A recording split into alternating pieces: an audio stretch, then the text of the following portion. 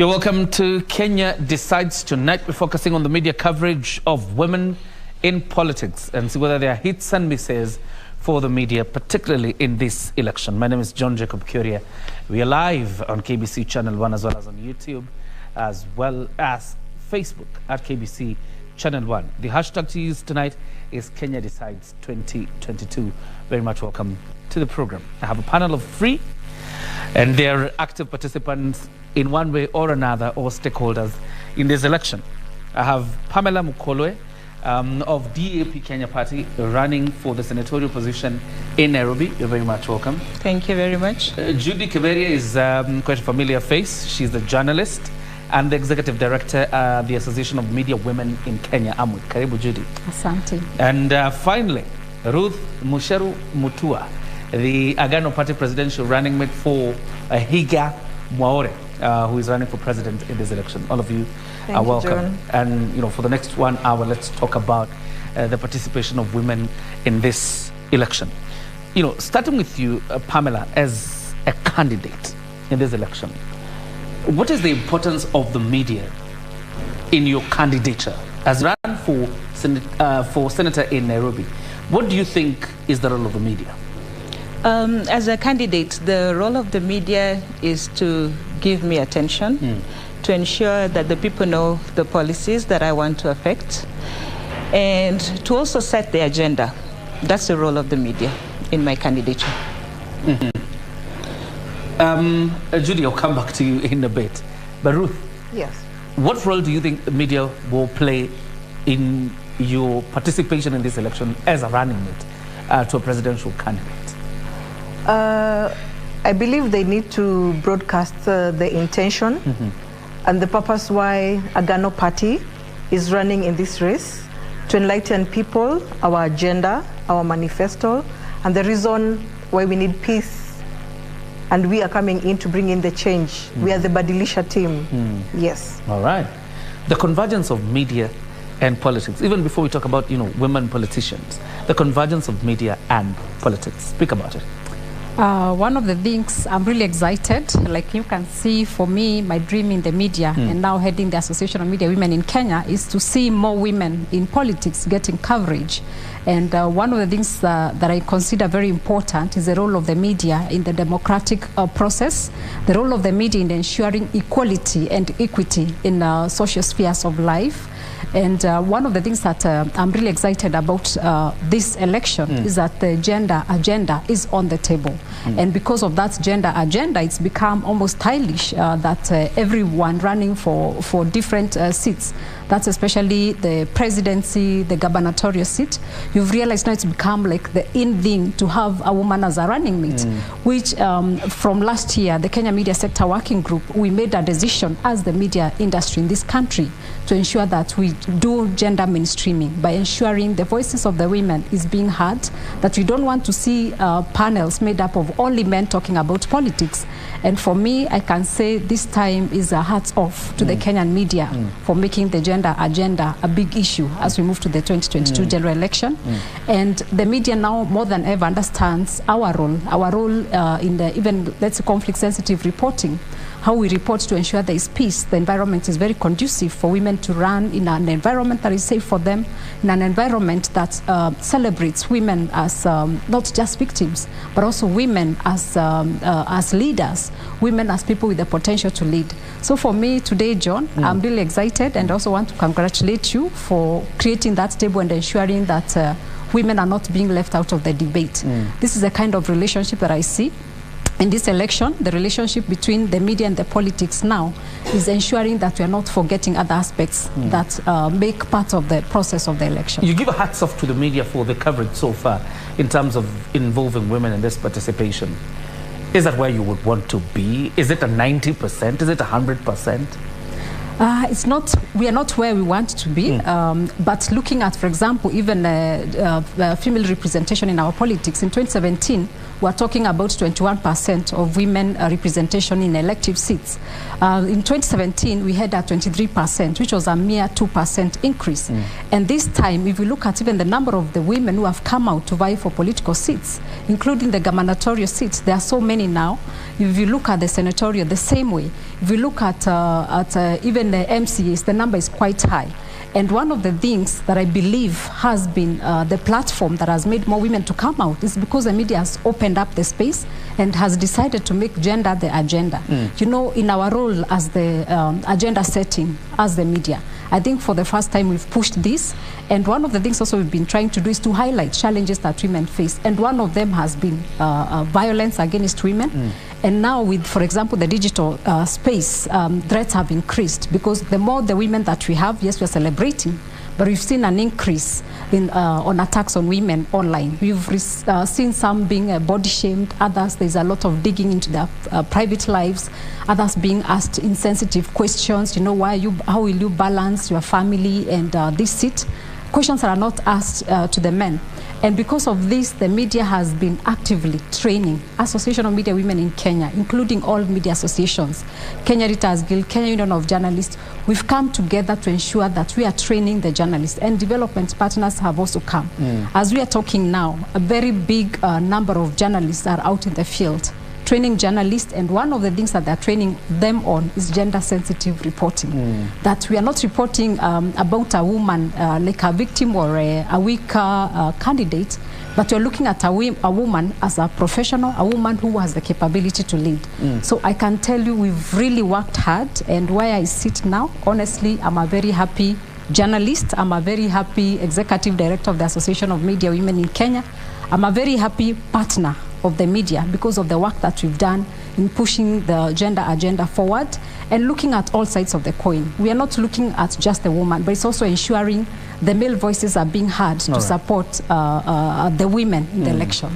As a partner to the media, probably let's listen to the candidates in this election.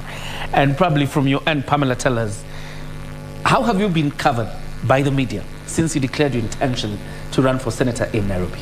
Let me first begin by telling you a story. Last year, we had a training by FIDA, and many women all over Kenya who had come to vie for different political positions.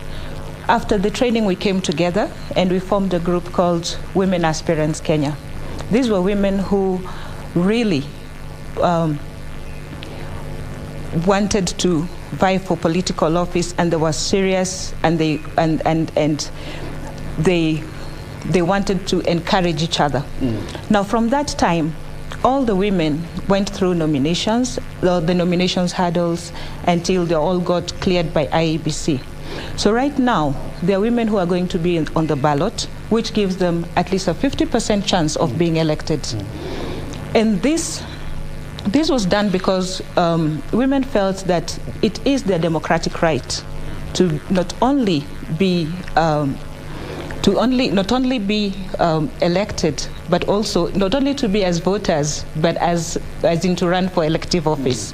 And that's one thing that I personally encourage as a candidate for other women. The media has played a very big role. During the nominations, we had a lady who got assaulted, and the women got together, and they new candidates, new political candidates never have partnerships with the media. New candidates? Yes, they don't have partnerships with the media, or they don't even have relationships with the media because they are new. And so coming together helps them to find contacts and be able to reach out to the media. So when we got together, this lady was able to get help because her story was articulated in the media, and somehow she got reproved because of the legal aspect of it. As a candidate, the media acts. The media is important in giving my candidature attention, as well as my party. And the media helps the electorate to know that I exist in terms of my candidature, and that's why I'm positive about the media. And your party has gotten quite the attention, the DAP Kenya party. Have you gotten the attention you would deserve, or the attention you need as a senatorial candidate in Nairobi? Not necessarily. Okay. Yes. Not necessarily. Yeah. All right.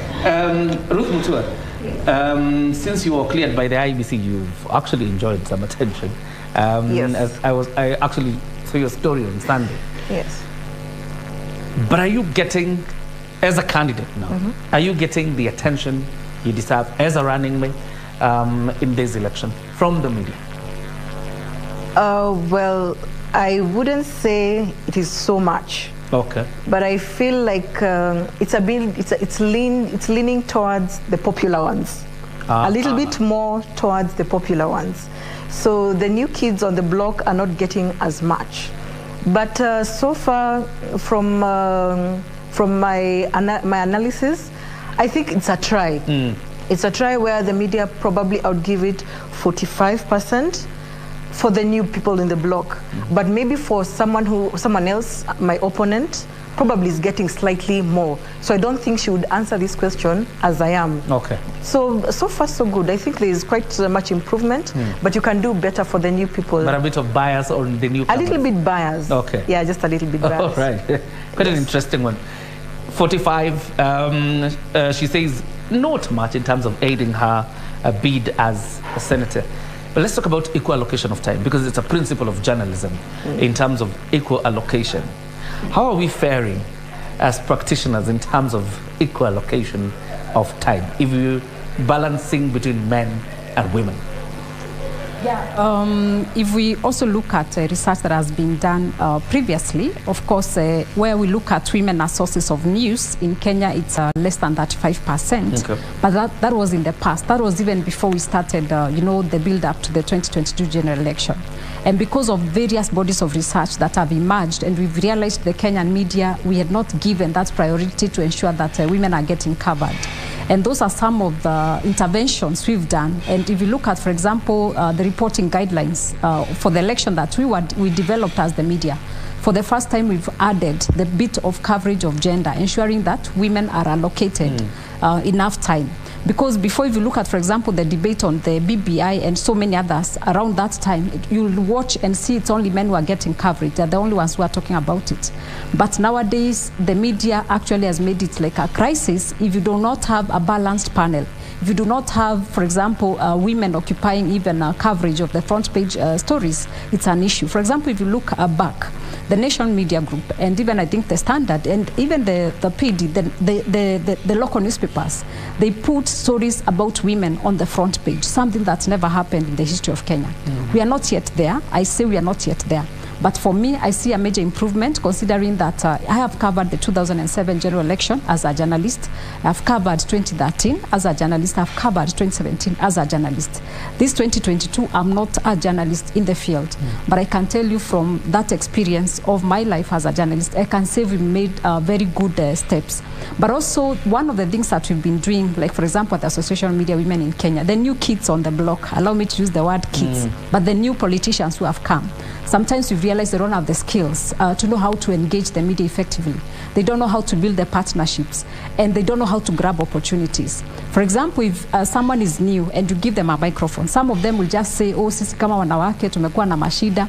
You know, for the media, we've moved on to looking for what is newsworthy. So building skills for the new women aspirants is what is very important. We've been doing it at Term Weekend together with Crown Trust, but of course we cannot be able to reach everybody. But I think we need a more supportive system that ensures women aspirants, or even the male aspirants that are coming for the first time on board, that we give them skills on how to engage the media effectively. Because also some of them, we're also struggling. We get airtime in the mainstream media. At Term Week, for example, they say, oh, Judie, can you please nominate a woman to come to the show? So I remember I called one political aspirant. I asked her, can we go for the show after the 9 o'clock news at 9 p.m.? She said, oh, you see, I'm a woman, I can't go. I told her, okay, me, I'm a man, let me go to the show. So we've been trying to tell them to stop thinking about ourselves as women, because it's about competition. It's about the skills. And of course, one of these things also that has made us to work very hard, and one of the things I also want to appreciate the media on, is our role to demand for accountability from the duty bearers. One of the things we've done is to ask the IBC chairman about the that's gender representation. Because remember, the 11th Parliament ended sine die, you know. not saying when they will come to pass the two-thirds gender rule. The 12th Parliament was still illegally in Parliament. Again, they left without passing the constitutional requirement. So the only option left for us in this country is to ensure that IEBC stretches its muscle to ensure that political parties meet the threshold of the two-thirds gender rule. And they've been very strict on that. And parties have been sweating to ensure they try to meet that two-thirds gender rule. But this is because of the pressure that has been employed by the media. I'm saying, yes, we have our own challenges as the media. When you look at the proximity, when you look at what is newsworthy, for example, we are covering a presidency. For now, the presidency is men. You understand? And the more like a newsmaker is known, the more the coverage. So also, as much as we are trying to push the gender agenda forward, we as the media also are guided by a code of ethics. We are also guided by what sells. There are those things that we as the media cannot do away with. But despite those tight schedules or those tight things that make our work difficult, we've really tried our best to ensure that we are bringing more women to be covered in the media. So I know we are not yet there, but I can say we've made some progress, including now the way we've been highlighting the challenges that women have been facing. Those who have faced violence, we've realized anytime someone even says something negative about women, we take it heads on, running. Okay? Yeah. Becoming sensitive, you know, or conflict sensitive. Pamela, I would want to know from your experience as a candidate in Nairobi, the haggling in Azimio, because, you know, the DAP Kenya party is a constituent party of Azimio. How are you handling the competition in Nairobi? First of all, coming from a constituent party, and Jubilee and ODM have already appeared to have zoned out in Nairobi, and as a woman candidate. Of course, there are challenges. Basically, as the DAP-K party, we didn't have the zoning agreement, and that's why I'm still on the race. It's been quite a hurdle to jump over those hurdles, but I'm convicted by the fact that our party is gender sensitive and they support my candidature. Going back to the media in terms of engagement, most women, media usually runs by the mantra, unless it bleeds, then it heals. Right? And actually, that's why we are having the conversation. I would love the possibility of the media just, you know, like following like a woman candidate, as in just, you know, just taking, instead of just following the mantra of unless it bleeds, then it leads, by the sense of when a man bites a dog, it's the story. Then if it's possible that women candidates can just be followed, as in you can tag along women candidates as they go along their campaign trail, then that can really make a difference in ensuring that the electorate actually voting a woman who can actually bring the change that is needed. Yeah. In terms of media coverage, because you're running against Edwin Sifuna of ODM, there's Bishop Margaret Wanjiru of UDA party, yourself from DAP Kenya party, and I'm sure there are other parties that have candidates. How do you think you have been covered yourself as a senatorial candidate in Nairobi? Actually, definitely I've had zero coverage. Zero coverage? Yes. Okay. To be exact. Until now. This is when I'm really happy. Have had zero coverage?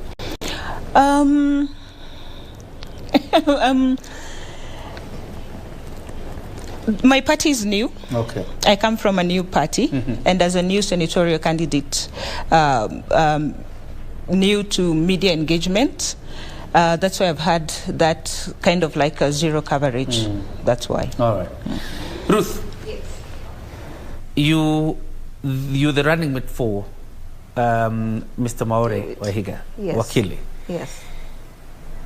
What is the risk of you shadowing Wahiga Maore, in the sense that most of the coverage will go to Wahiga, and not so many people will consider the fact that you are the running mate, and in one way or another shaping the agenda of a Ghana party?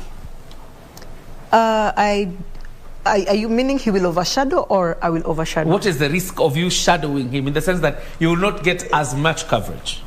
I don't think there's any risk. I don't think we are at a level one is a risk to the other because we're not competing. Okay. We're in the race together. We're in to bring balance. So there's no competition for us. Yes. Would you be okay if, and sorry to ask, would you be fine if the only stories we covered about Agano Party was just about Wahiga Maure, the candidate, and not where the running mate was? Of course, just a little bit.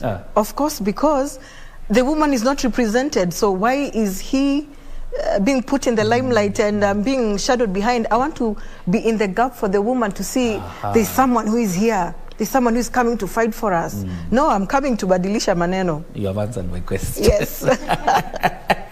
Judie, why do you think, when we talk about, because we're talking about equal allocation of time in this election, of you've given the media quite a score, but we are not there.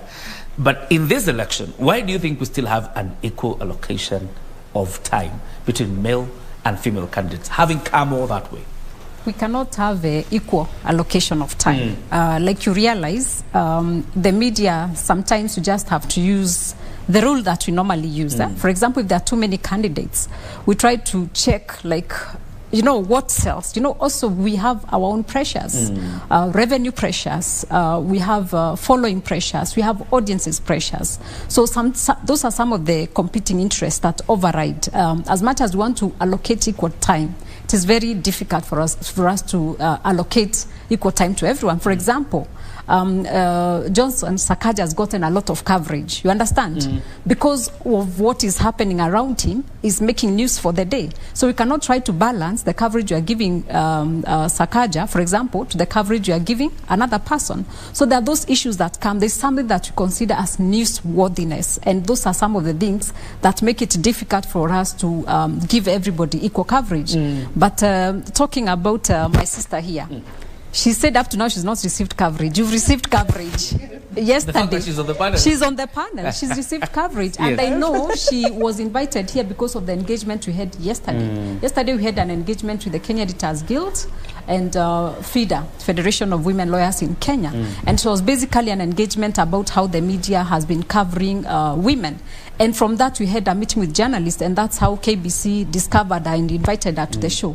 And that's why we've been encouraging female candidates. As much as we are striving as the media to give them coverage, them too have to struggle. Let me give you classic examples of some of the things that we've been telling women, and we've even produced videos telling the women candidates on what to do.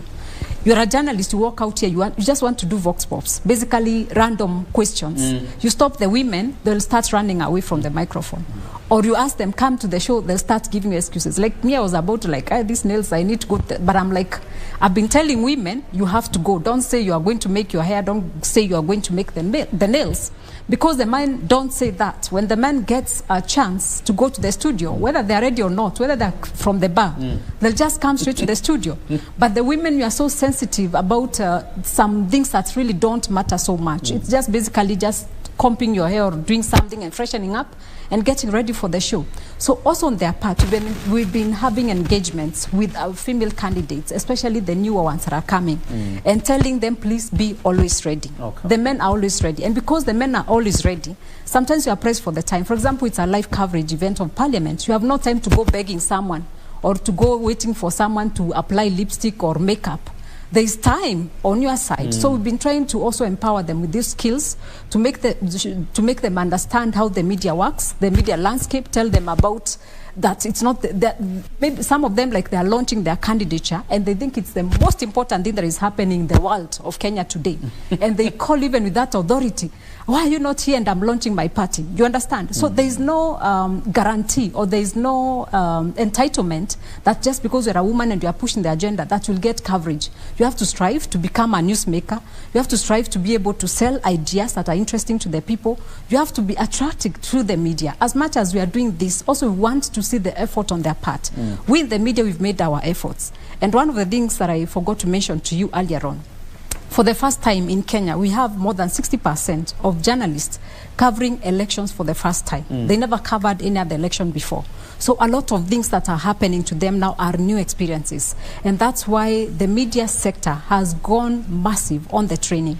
And this training has actually incorporated the gender agenda, gender-sensitive reporting, about violence, conflict-sensitive reporting, with special, place for the women. And talking about following women. For example, we've been even telling the women, if you're told to go and interview, let's say, for example, Mother Karua, also we've been trained as journalists, don't meet Mother Karua and start asking her, what challenges are you facing? Karua now is someone who's gone above challenges. Yes. So even the questions, the training of our journalists has to be, when you meet Mother Karua, you ask about, something different. For example, if you go to maybe northern Kenya, some parts of northern Kenya where there's clanism, where there's cultural issues, you can still ask that question of challenge. So even the training for the media has really been going on. Some have been being done in-house training for the journalists covering elections. So honestly, yes, I know we are not yet there. I'm not saying we are 100% gender. We still have some gaps. But for me, I'm really looking forward post August 9th just to see how many women are going to make it, because I am pretty sure that's 3% of women representation we had in parliament. I pray that it is going to be over 30% the coming election. Yeah. Ruth, societal biases against a woman, knowing too well that even media men and women also come from the society. Do you think it plays a role in how the media covers women candidates? It could be yes and no. And pointing out just a bit from what she has said, is it that the lady is not informed that maybe her lipstick is not important before her media coverage comes in? Just maybe. Maybe we also do not know. Okay. And maybe because of the upbringing. Particularly for the newcomers, right? Yes, maybe the newcomers. Maybe the newcomers. I don't know about the old team, but maybe the newcomers are also coming with energy. Yeah. They're coming with a different face. So maybe we also need, or they also need, to be taught. They need to be trained. Let them know that an opportunity comes up for media, run. Just deal with what you have, run. The men in there could be knowing.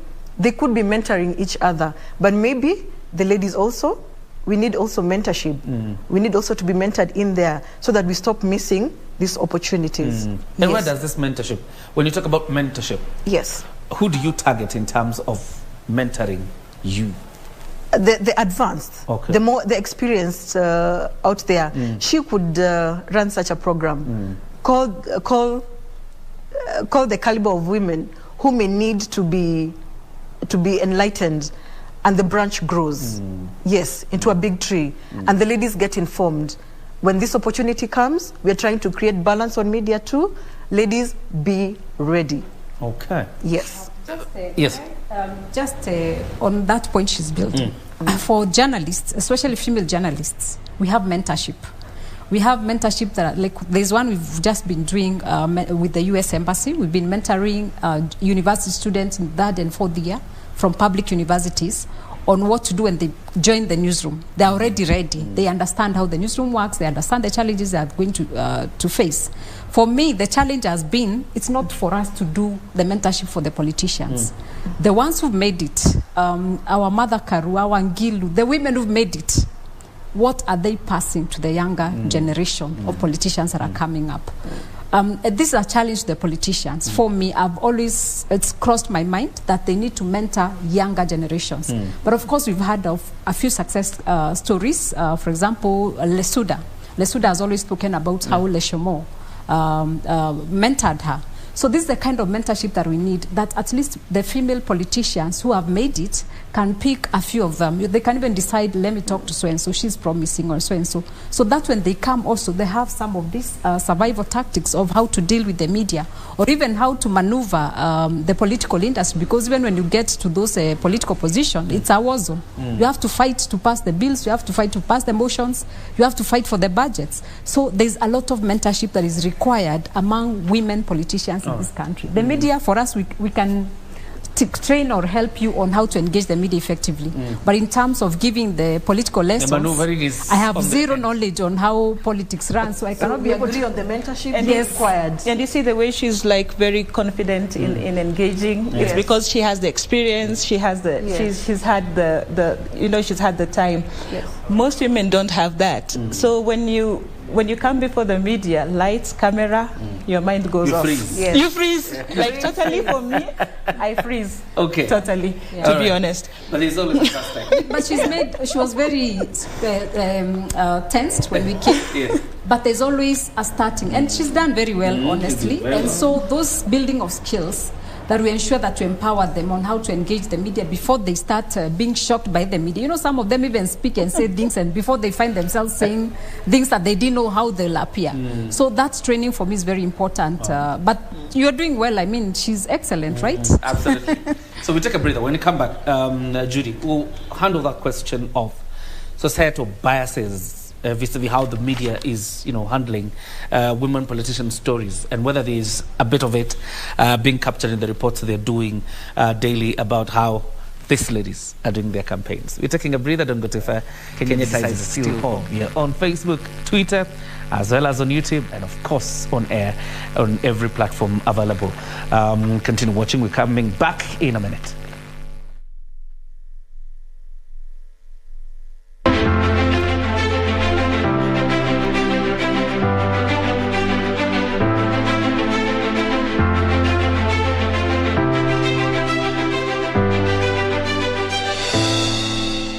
Welcome back. You're watching Kenya Decides. Our conversation tonight is on the coverage of media when it comes to women politicians, and particularly this election and how we are faring comparing to other election cycles that we've had before. And before we took a break, we wanted to dissect the whole aspect of societal biases vis-a-vis how the media is reporting on women politicians. Judie, do you think the societal biases have an influence on how we report or tell stories about women politicians? Yes, actually, if I remember when we began the debate about the that's gender role, it became like the woman role. Even ourselves as a journalist, we had an engagement with a journalist, and actually the men were asking, why should we be dishing out, seats to the women? So even definition of gender itself was a big issue. Gender in Kenya for a long time has been translated to mean that's women rule. That already gave us a very big challenge. So, and this is, and then that part of dishing out, it looks like women, they're just big, nikupewa too, like they are weak, like they cannot fight for themselves. So because of also that belief or a societal inclination that makes the woman look weak, has made it, even up to now, there are people who don't believe a woman can actually lead. We are struggling with a society where up to now, you'll be shocked that people are asking, what will she be doing with the men instead of being at home, I was even shocked people asking about Mother Karua and, family issues. For example, she's grown up. She has grown-up kids. Maybe at least you can complain about us, the younger people with young kids. But her, she's already like... not like babysitting anybody. She's actually a grandmother. Yeah, she's already like someone who has a lot of time to offer leadership. So you'll still realize people bringing out these issues about, the personal lives about the people. And they're not even asking the same things about the men. So we've still seen that cultural belief of the woman still doesn't deserve a leadership position. That a woman still has to, be told what to do, and that she cannot be able to lead. We've also seen some areas, for example, if you find some parts northeastern of Kenya, one of the women was telling us she wanted to go register as a voter, but her husband refused to give her national ID. So we had to tell her, now you have to go and report to the chief. When she went to the chief initially was like, you have to listen to what your husband is saying. So if you come across some of these cases, you can still see our cultural beliefs, our social norms are still withholding us back from ensuring that we are supporting women.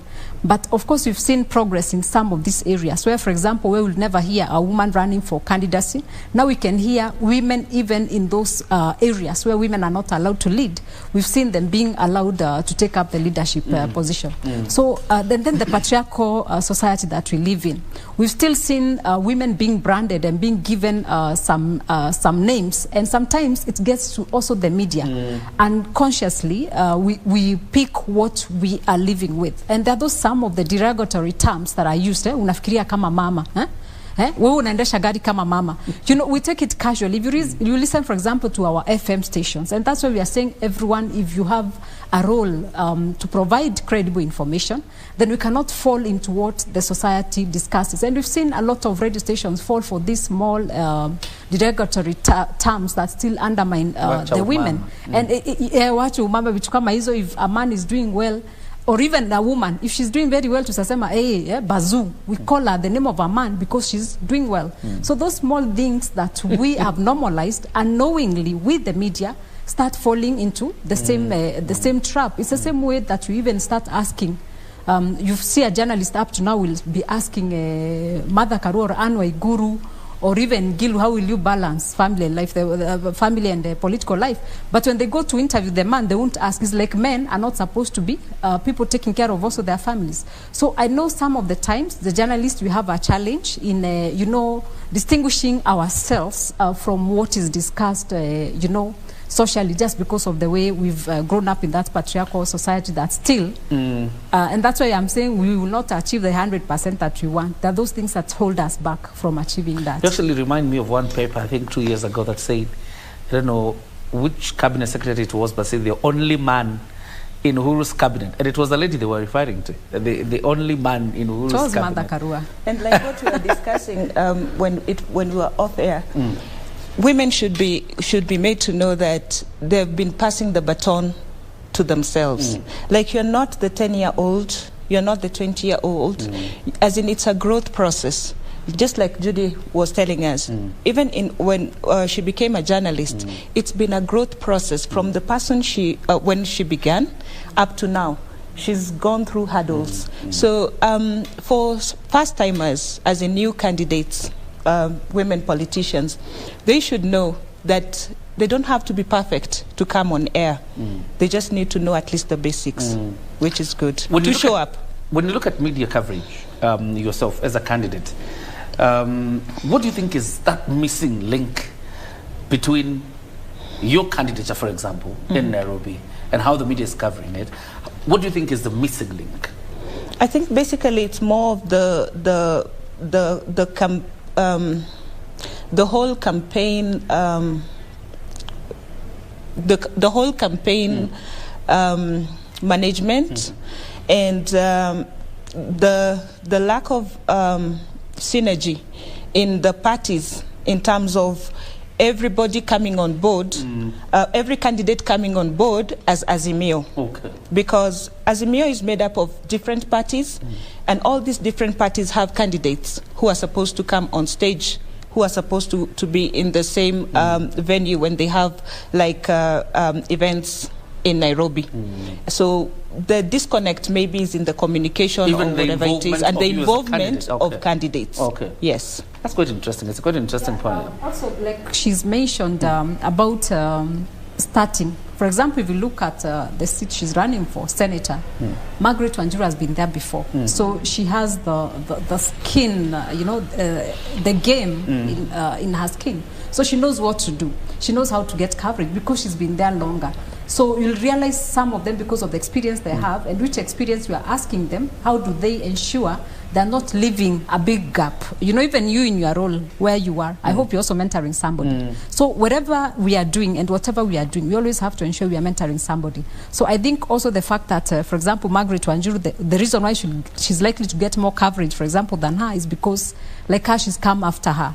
So those are also some of the things that make some candidates to get more coverage than others. And there's some things that, honestly, our hands as the media are tied. Absolutely. Yeah. The space, the operating spaces. I want to add something. Okay. I think the media is also tied a bit with culture, just a bit. Okay. Because we have been having the men in the scene all this time, so we don't feel like the woman still has a place in governance. And I want to tell the men out there, empowerment is not weakness. We have young children. We have been released. I have a family and young children, but someone else is seeing what I am having and has accepted to release me. So I think there's also culture. There's that culture that the media needs to accept that, we are changing into a different arena. Let us also put the ladies in the limelight. Things are changing. Yes. When you talk about the political operating space within political parties, because sometimes media deals with the people the political parties are presenting to the media, probably for engagement. In terms of the operational space within political parties by women, is there space within political parties? There is lots of space. But biasness, the biasness of media and what to broadcast brings the whole lot of a difference. Okay. Yes, so it is raw end. The problem is I believe you people have the machinery. I can't even broadcast myself. I can only broadcast myself on Facebook. So what if your political party does not give you the space to do that? Agano does. Okay. I will remove Agano from that list. Agano is giving me the space, and that's why I am here. So Agano is out of that list. We are in here to badilisha things. Okay. Yes. And Judie, I see you shaking you. I totally disagree, honestly. If you look at the reason, how, you know, for the first time, even the presidential candidates have made it fashionable to have women as running mates. Even in gubernatorial, those running for governors, you realize it's either the woman running for the governor and then the running mate is a woman. For example, look at Meru County. In fact, in Meru County, I'm so proud of the running mate there. Her husband is always by her side, posting things and saying that, you know, I'm supporting her. So you can see there's also a bit of change in our society. The society has started releasing the women to go and also play a role, because if we look at, for example, nowadays in our households, you can't say it's the man who provides alone. All of us are working. So all of us have an equal share in the family. Like, okay, not an equal share per se, but all of us have a responsibility to contribute to the family. Life is so difficult. You cannot continue saying the woman stays in the house, take care of the children, and then the man only gets the money. We've seen instances where the men are fired. Maybe it's even the woman who is the breadwinner of the family. So because of these things that have taken place, we've also seen a cultural shift of how we treat the woman.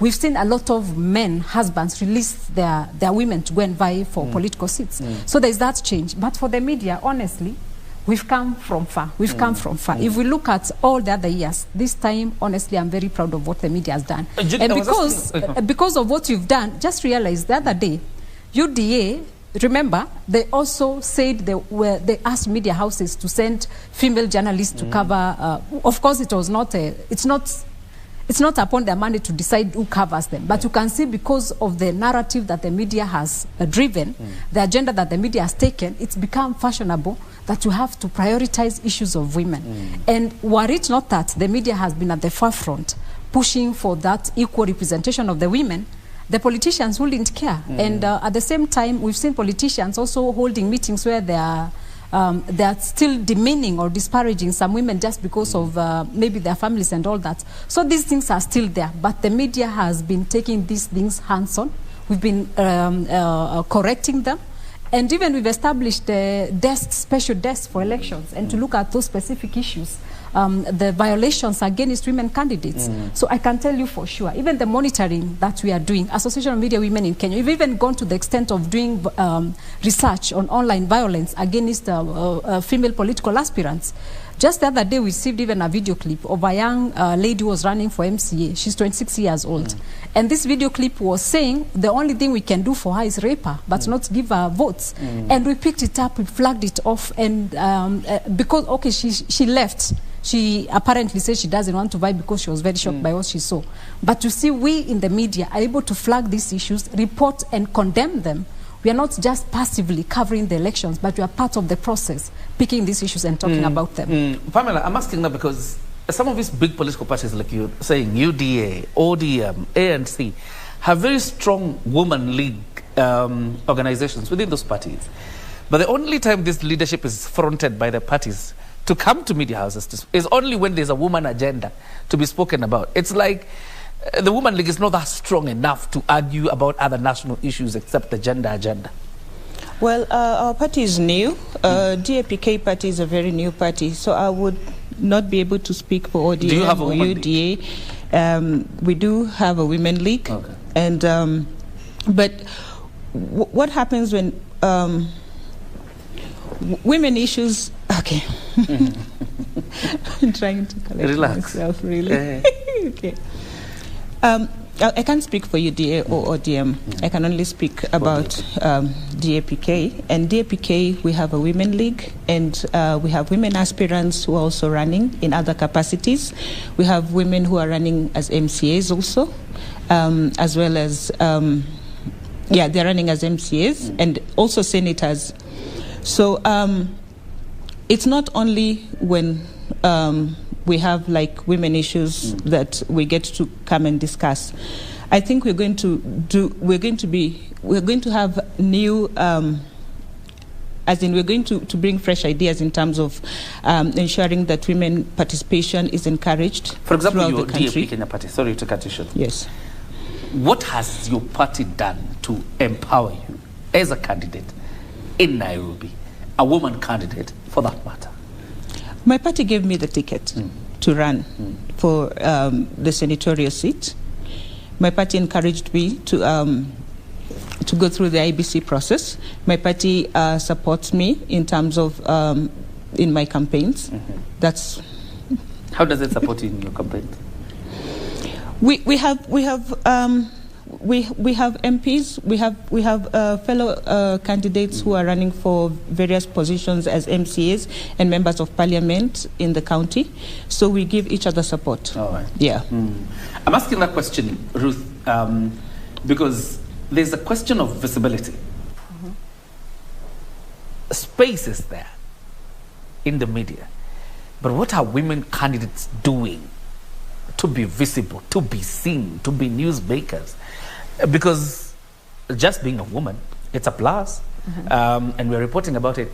But that's not the only issue that we'll capture in the news. What are women candidates doing to be seen, to be heard? By grabbing such opportunities. Yes, you invite, we attend. I was not planning not to attend. Yes, I needed to come in here and show that the lady is coming in to take up the 2/3 gender rule. I'm coming to take up the responsibility of changing the capacity of the lady in the executive. Yes. Judie, is it a problem of resources? Or what exactly is it? Because when it comes to issues of visibility, you are sure that men are more visible than women candidates? Yes, there's an issue of visibility and an issue of insufficient resources, especially for women candidates. So there are those things that, of course, limit them. But like you said, we are dropping the book of lamentation as women. We are not being given microphones to say we don't kill asani, shida, pana. We want to get that space and say, what dreams do we have? What is the vision that we have when we get into that leadership? Yes, we are not refusing to say that we are facing challenges, but we face so many challenges. And some of those challenges that women up to date face, even in terms of inheritance, land inheritance, it's still a big issue. Up to now, as much as the laws have been passed, that the provisions are there, we have a lot of structural and procedural incapacities within our system that still makes the woman not to get what they should get rightfully. If you go again to ownership of land, maybe you need a title deed to get a loan to run for a political seat. So because of also not having that financial muscle, political parties will most likely pick up candidates with a financial muscle that will be valuable in terms of finances to the party, as opposed to, you know, someone who is coming on board without the finances. And so because of that, again, the cultural things that we are talking, the cultural biases that we have, that we believe maybe women should not own property, or we believe women should earn less, which even we are experiencing in our newsrooms. If we look at the pay gap in our newsrooms again, you'll see the pay gap. Sometimes men, okay, sorry, it's not you, but I'm saying it's still an issue. So if we look at all those gaps and things that make a woman, when you look at her, you're like, she's likely to get married, or she has a husband, she'll be taken care of, so let us pay her less money. So this system continues all the way, and even as she's running for the seat, she doesn't have those finances to maybe hire the choppers, maybe get a fleet of cars to go after them, maybe hire bodyguards and goons to go and shout. So the woman is still disadvantaged and is still facing a lot of challenges when you talk about them being able to support their campaigns and being able to increase that visibility. Because to get that attention of the media, you really need the clamor around you. You really need the drama come around you so that you attract the media. So a lot of women up to now are still struggling financially to get that attention of the media. So you are very right. Finances is still one of the things that women have reported are affecting their campaigns. Some of them will even maybe do one campaign in a month, or even no campaign at all, because they don't have the money to do that. So there are those challenges that they still continue to face, and we in the media, I'm happy that we've been able to highlight that. But also we've been, like Week, we've also been training them on how to use the digital space. For example, if you're not able to access or get the attention of the mainstream media, we've started showing some of them how you can just use your phone and start recording video clips of what you are doing. The problem with like the initial group that we had, they were there saying, oh, you know, the usual cliche, tuko na shida. So we're telling them, now you have to, when you go maybe on that TikTok or YouTube, you have to give us a message. What are you going to do for the people? Because also the women, they don't understand also their position sometimes in politics. You realize they think they're the dancers to entertain the crowd, or they're the people, you know, say, wa mama, you know, woye. So we've also been telling them to position themselves in their parties, that when they are given a chance, they talk about what they are going to do. And even some of them have always been mobilizers for the longest time. But this time, at least they are accepting also to move forward and actively participate at the top level of politics, and not just talking about only women issues, but also talking about issues that affect our society. The budget, the financial status, the health status. So even women are not just talking about gender issues, but are also talking about other issues that affect the people. Yeah. I have at least like about 6 minutes before we wind up, and it's important I hear from the candidates, starting with you, Pamela. What does a Pamela Ateka candidacy mean for Nairobi? What do you intend to fix in Nairobi? This is part of media coverage. A Pamela Ateka candidacy means proper service delivery for Nairobi residents. It means sustainable water and garbage collection. It means empowerment for women and youth. And I would request that on the 9th of August, that you would get up early and vote for me, Pamela Ateka. That will be a vote for change, and a vote for fresh blood, and a vote for every Nairobian, because every Nairobian matters. Every Nairobian matters. Ruth, why should we elect President Wahiga Mwaure and Deputy President Ruth Mutua? For some reasons that I will mention. That one, I am coming to set in and implement a law on property, ladies' properties. We're having the notion of ladies losing properties.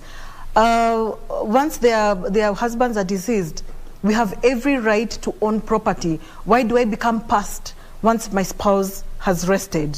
So I will come and help in to implement that. I want to come and implement the laws on gender violence, so that we are able to deal with that in each and every county, so that let us get some gender balance in all of us. I want to create space for women. Our ladies needed to speak. We need to speak ourselves out. We need to have, like she had mentioned, why is a lady HOD and a man HOD not earning the same, whereas the lady is even more educated? We need to give the gender balance. I'm coming in to push in for such priority for the lady. Yes, and that is why I ask the Kenyans to vote for David Mwaure Wahiga, and I'm sitting in, and I shall sit in as the Deputy President of the Republic of Kenya from the 9th after voting in. And please let us retain peace. We are here for change. Badilisha, it starts with you and me accepting to make the change. Thank you. Judie, you have the last one. Something very interesting here. Somebody says, I think the media coverage is attracted, candidates must, or is attracted, or media coverage is attracted. Media or candidates must make deliberate effort to engage the media, especially if you're a first-time candidate on a new party. No more, no less. Deliberate engagement.